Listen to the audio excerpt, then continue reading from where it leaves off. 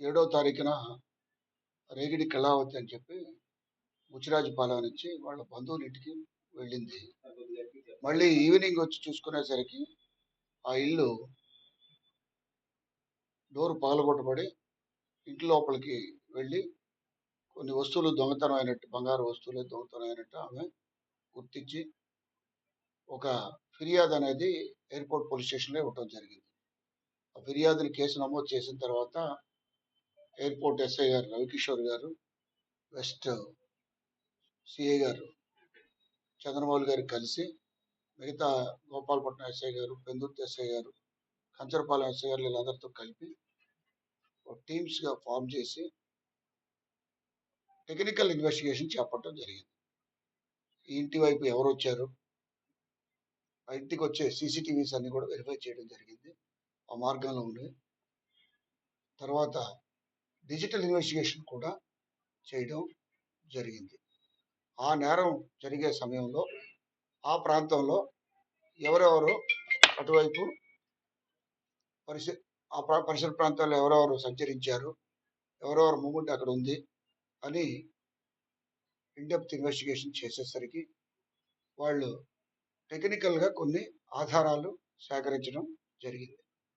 దాన్ని బట్టి ఆ ఏరియాలో ఎక్కడెక్కడ ఉన్న పెట్టి వెండర్స్, షాప్స్ వాళ్ళని కూడా విచారించి వాళ్ళ దగ్గర జరిగిన ట్రాన్సాక్షన్స్ని పరిశీలించడం జరిగింది. ఆ ట్రాన్సాక్షన్స్లో భాగంగా కొన్ని క్లూస్ వచ్చిన తర్వాత దాన్ని డెవలప్ చేసి, డిజిటల్గా డెవలప్ చేసి, టెక్నికల్గా డెవలప్ చేసిన తర్వాత ఈ ముద్దాయిని మరడా అరవింద్ అని చెప్పేసి విజయనగరం వాస్తవ్యుడు ఆయనగా గుర్తించడం జరిగింది. ఆయన చరిత్ర చూస్తే గతంలో ఆయనకి విజయనగరంలో క్రిమినల్ కేసెస్లో ఇన్వాల్వ్ అయిన చరిత్ర ఆయనకి, నేర చరిత్ర ఆయనకు ఉంది. తద్వారా ఆయన్ని పట్టుకొని వెస్ట్ సిఐ గారి టీము చాకచక్యంగా ఆయన పట్టుకొని ఆయన్ని విచారించిన తర్వాత టెక్నికల్ ఇన్వెస్టిగేషన్ చేసిన తర్వాత ఆయన దాదాపు 6 నేరాల్లో ఆయన పాత్ర ఉండేటట్టు కనిపించింది.